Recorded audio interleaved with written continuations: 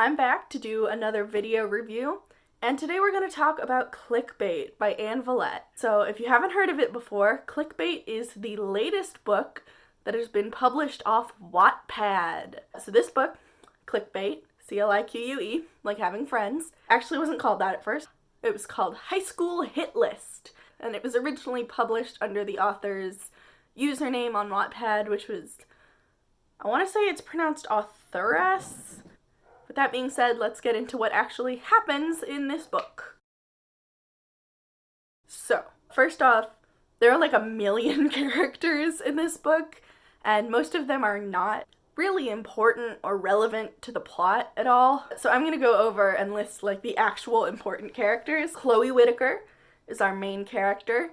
Basically all you need to know about her is that she's not like other girls, and this is stated very plainly for us in one of my favorite lines in the whole book. I'm not much like you guys. Maybe even the opposite. I like indie music, thrifting clothes, and math and stuff, I guess. Which is just like the most not like other girls line ever. So the next one's like a group. They're called the Level Ones, and they are Lola, Maddie, Sophie, Francis, Zach, and Will.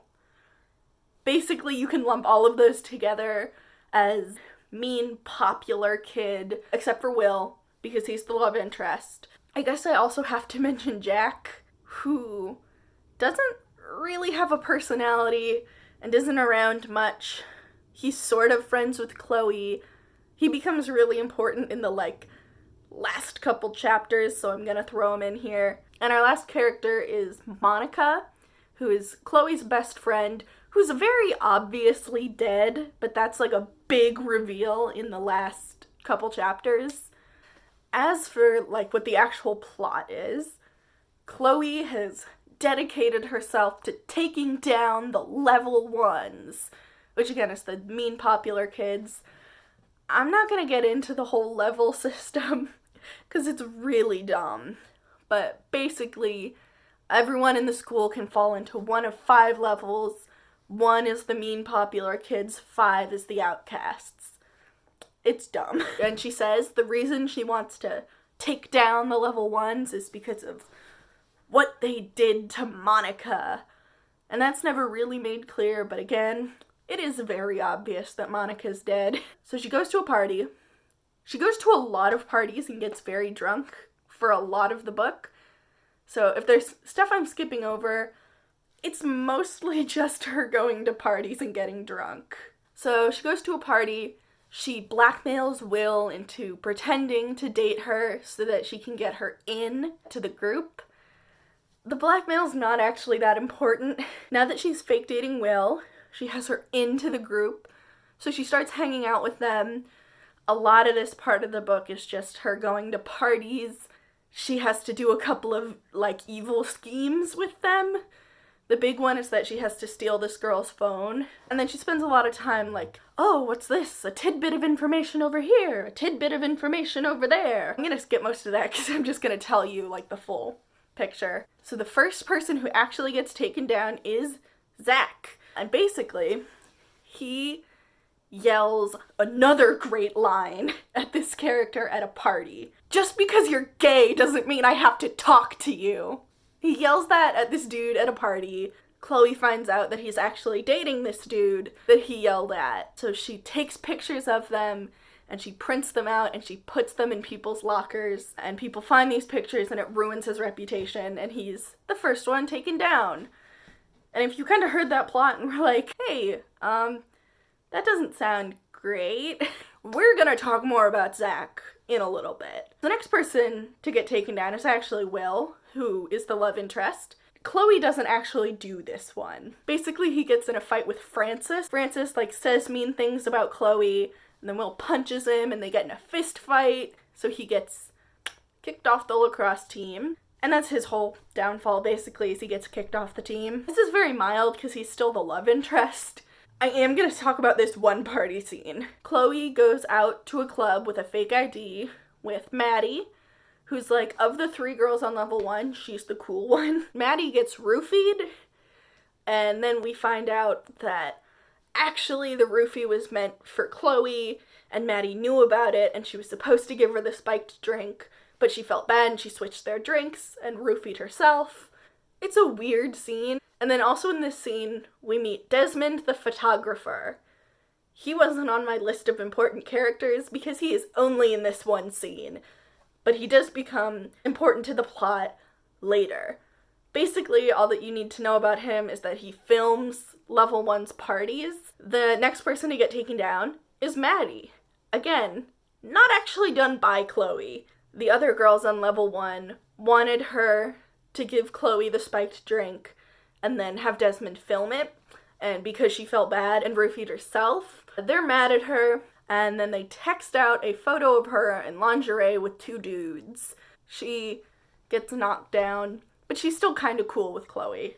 Okay, so it's at this point in the plot that Jack actually becomes somewhat important. He's been there the whole time, but he hasn't really done anything. He announces to Chloe that he wants to help her take down level 1, and he gives her security footage of Sophie, who is another one of the girls on level 1, making out with their biology teacher. And speaking of footage, this is also where Desmond comes back into play. He's not actually in any more scenes, but Will and Chloe break into this guy's house, and they steal all of his footage, including stuff that is clearly not the footage they're looking for, like footage of holiday parties and family events. So they steal that, they come back, Chloe starts looking through it. Also, she makes out with Will. I haven't really talked about their romance. It's really boring. So she looks through it, and we finally get our big reveal about what happened to Monica. She was at a level 1 party. She was super drunk. They dared her to jump into a pool. She dived in on the deep end, she hit her head. Like I said, it was really obvious at the beginning that she died, but Chloe's been writing letters to her the whole time, so we finally find out that that's what happened. So she takes all the footage, including the footage she got from Jack, and she edits it into this big expose video. And she puts it on a flash drive, and she puts it in her locker at school, and then Lola, the head of level 1, comes up and is like, "You can't do this. Listen, I probably deserve this, but if you release this, the rest of level 1 is going to go after Will." And at this point, Chloe is like actually in love with Will. They have this whole conversation where Lola's like, "Yeah, I mean, you make the choice. I deserve it, but Will's gonna get hurt." So Chloe's in the middle of making her big moral decision about, is she gonna release it? Is she not gonna release it? And then none of that matters because Jack breaks into her locker, steals the flash drive, and sends the video out to the whole school. So that immediately takes down everyone on level 1 who hasn't already been taken out. Then we get some quick flash forwards to how everyone is coping with having their reputation ruined. I do want to talk about how Maddie made a tearful YouTube apology video, and then Chloe and Will are actually dating. So the kind of broad overview doesn't sound too bad, I know, it's just kind of boring, which is why I want to dive into some of the big problems with the book, specific stuff that really makes it bad. And I want to start off by talking about homophobia. If you remember when I said we're gonna come back to Zach, we're coming back to Zach now. I do want to say, before I get into this, I don't think that the homophobia in this book is all necessarily intentional. I don't think Anne Follett is a homophobe. I do think that she tried to put in gay characters for representation points and didn't think about the consequences of where she put them. I just want to get that out of the way. I'm not trying to say that Anne Follett is a homophobe. I really don't think that's the case. I want to start out by saying the only LGBT characters we get are bad guys. Maddie is bi, Zach is gay. Technically, Zach has a boyfriend named Max. He doesn't have a personality. He's a plot point. He's an accessory. I'm gonna start off by covering Maddie because I don't have a lot to say about her specifically. The big thing is that one of the video pieces mentioned in the big expose video is her making out with a girl, and that's all we get. Just, it's kind of like, oh, so the footage of her making out with the girl is bad. That's gonna ruin her reputation. I want to talk about Zach.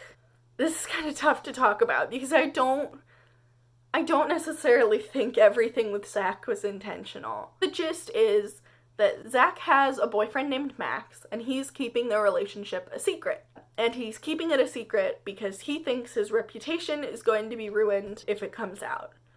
And he's right.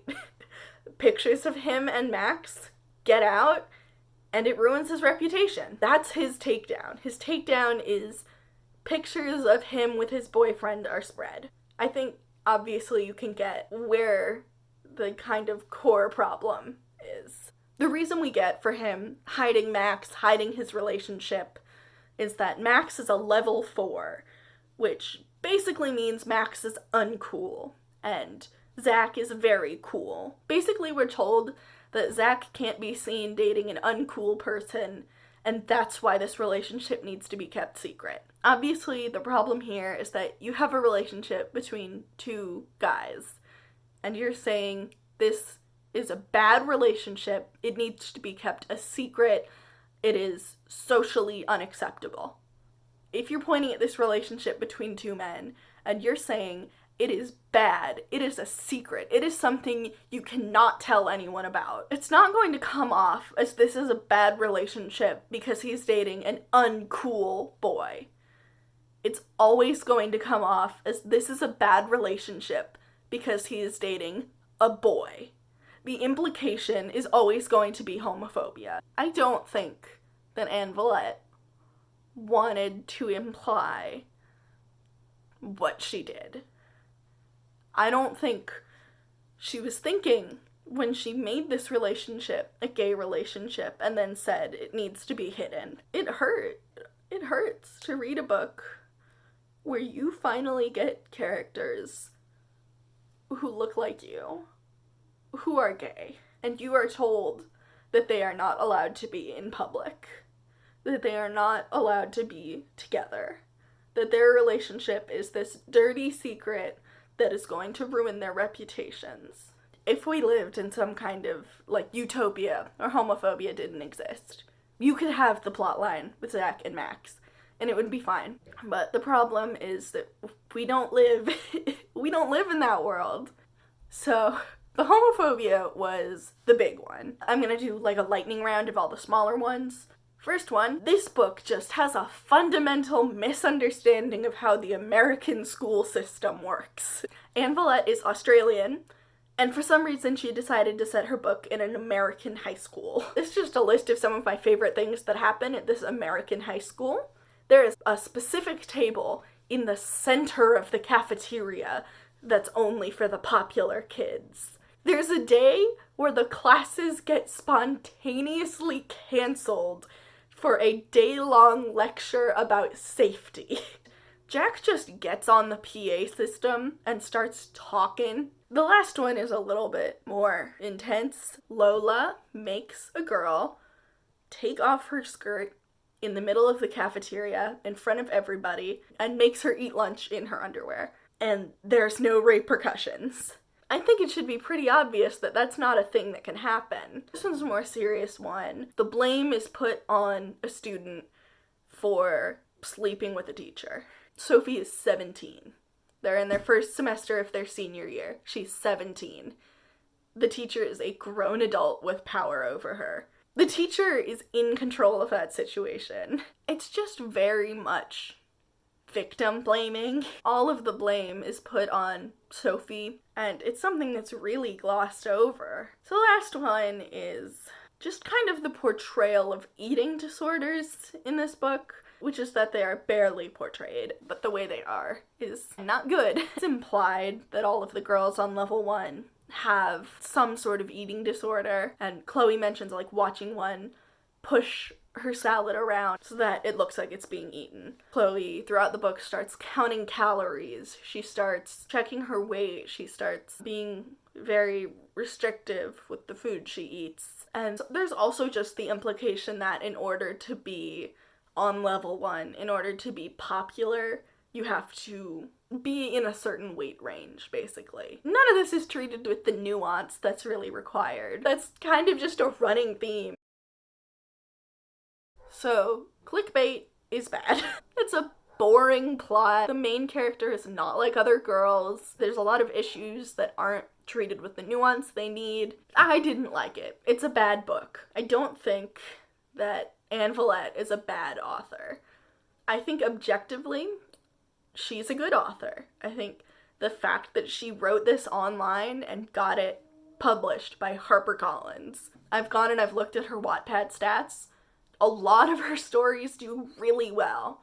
And obviously a lot of people agree that she's a good writer. I think she wrote a bad debut novel. I had a problem with the content of the book, not necessarily the way it was written. The letters to Monica actually worked pretty well. Every chapter starts with a letter to Monica. I think as a framing device, they actually worked really well.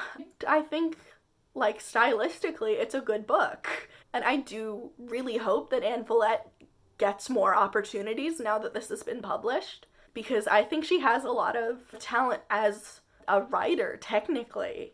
If and when she publishes another book, I'm going to be reading it. And hopefully I like her next book a lot more. I mean, that's it. See you guys next time.